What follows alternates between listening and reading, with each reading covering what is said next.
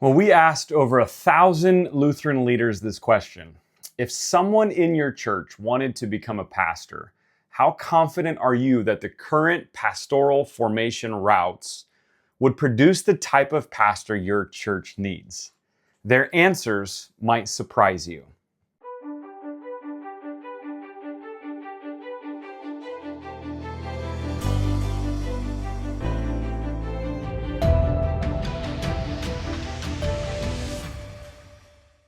So welcome back to Voices of the LCMS. This week I want to talk about a challenge that came up again and again in our data. And here it is, that there is a lack of trust that our seminaries are producing the kind of pastors that our congregations actually want and need. So let me show you what the data said for those over 1,000 voices in the LCMS. Again, when we asked, how confident are you in our current pastoral formation routes that it would produce the type of pastor your church would need, most pastors said they don't believe that it would. They don't believe the seminary is forming pastors for real world ministry. And that is not an easy pill to swallow, but it's one we got to wrestle with. You can see the numbers for yourself. About 15% of respondents gave the highest confidence score 5 out of 5. 40% though had little to no confidence that our current routes are producing the right pastors, rating it a 1 or 2 out of 5. Another 25% were right in the middle, meaning that only 35%, about 1 in 3, have confidence. Yikes! For as much as some may want to hold on to the standards that we've already created, a good number of Lutheran leaders, almost 2/3, 65%, say they can't confidently trust what is being offered. And behind every number is a congregation praying for a faithful shepherd. And that's not just a few isolated voices. That's a pattern, that's a majority. In fact, let me give you some of the comments behind this data.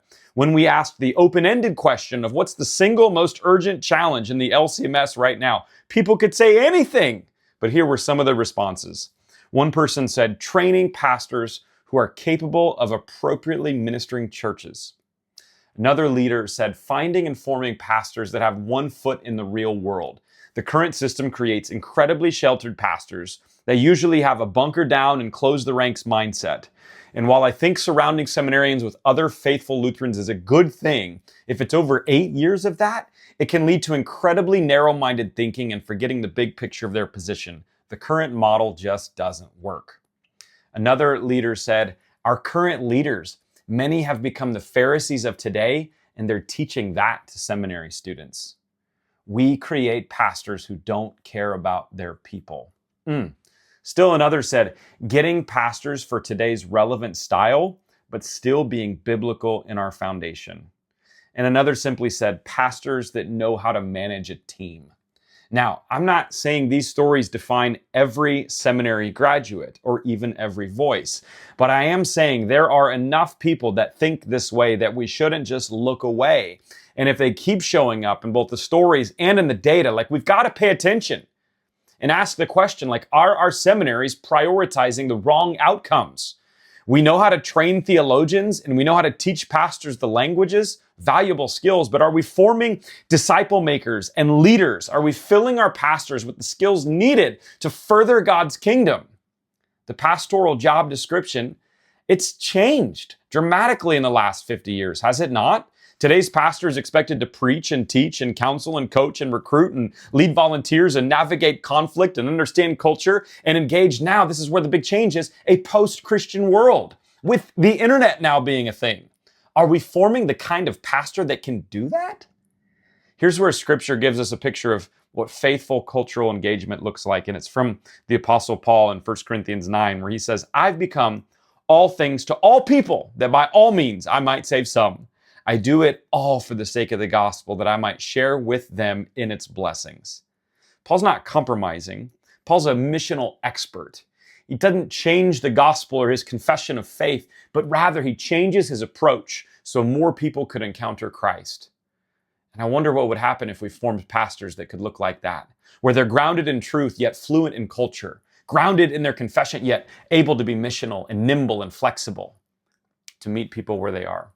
One of my favorite parts of seminary was being in a real ministry at the same time as I was studying. I had the unique opportunity at my residential training to lead a college ministry. And I so loved doing this ministry that I slowed down my final year of seminary into 2 years and spent even an extra year. But that ministry was really shaping my theology while I was studying, while I was in the trenches. And that's something that I truly believe the SMP program gets right, is that we're learning, but we're also doing. We're having real conversations weekly with a mentor to help shape us, and then having real conversations with people in our churches. And so let's ask some honest questions. Should we stop assuming that 4 years and a degree equals readiness for the pastorate? Because if the pastors we're forming aren't making it in real churches, then something's broken. And this is not about lowering the bar, it's about raising it. And so let me leave you with this.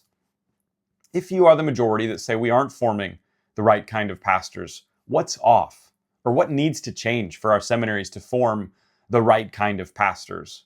Or if you believe we are forming the right kind of pastors, what do you think we're doing really well that we need to just double down on? I'd love to hear your thoughts. You can drop them below. And hey, if you're liking these conversations, will you subscribe? Will you share these with others? And I'll see you next week for the next Voices of the LCMS video.